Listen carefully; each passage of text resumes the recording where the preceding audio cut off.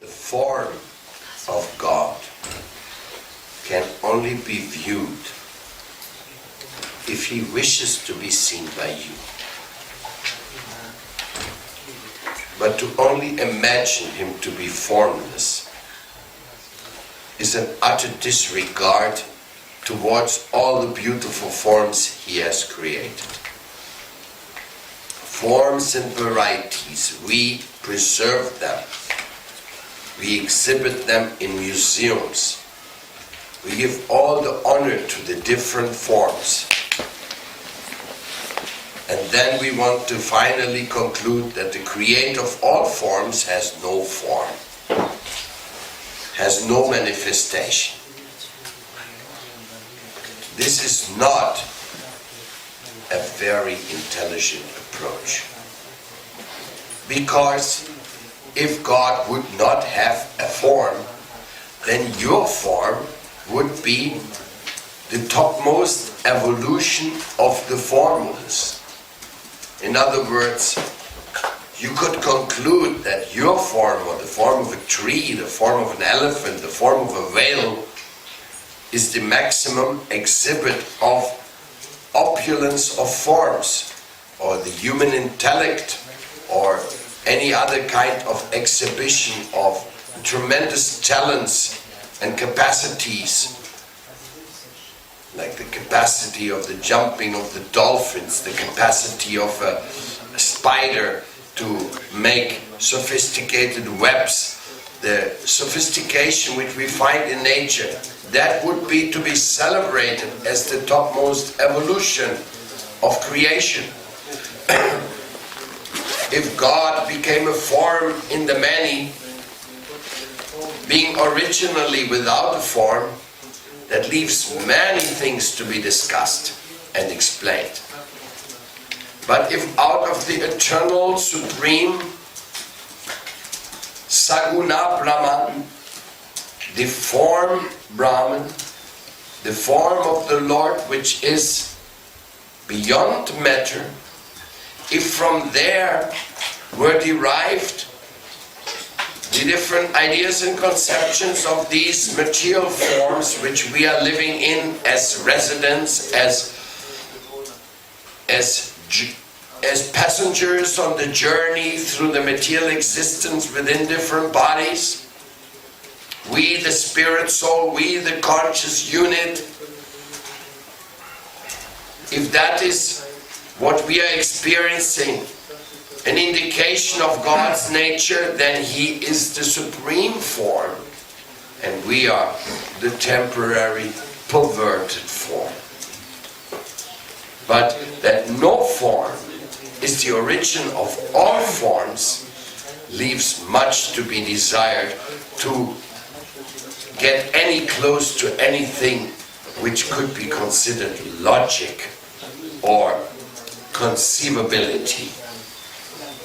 First of all, the non-form, the non-entity, the non-thinking unit, so to speak, if we are considering the astral form, the subtle form of each and every one of us,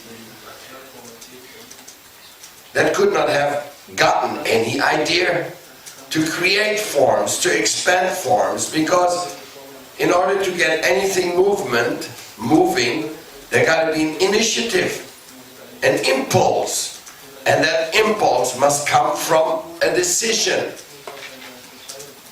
Otherwise, spirituality would be very same, just in different words, as Darwinistic explanations of accidental creation by the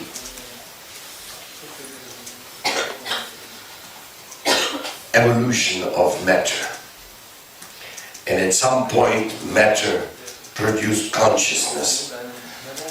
Like a friction of different stones may produce a spark, and the spark may ignite a fire. So you may say, oh, the fire came from the dead stones. Now it's eating up a whole forest. So, but even that requires some movement, some interaction. by nature. And nature is alive. Nature is not dead. Sun rises, so we can rise. Water is there in the water table, so we can live. And oxygen is there in the air, so we can breathe and live. Any of these substances not being there, there's no chance for us to live. So materialists say, accidental oxygen, accidental water, accidental world to walk upon, Mother Earth, accidental everything. We just happen to be the lucky ones. And even that is ambiguous, because some people think it's not that lucky after all having taken birth. That's why they want to do away with this body, because there's certain troubles are entailed in this. So you should consider that whatever is here in this world, it's coming from its origin. And the origin must have what is there in the developed stages. It's indicative that within the original source all the power and all the potential and all the personality exists. This is our very short reasoning why we reject the proposal of anyone that everything comes from nothing, or that God has no form, no thinking, no feeling, no willing of his own. In other words, making him less than you. Thank you.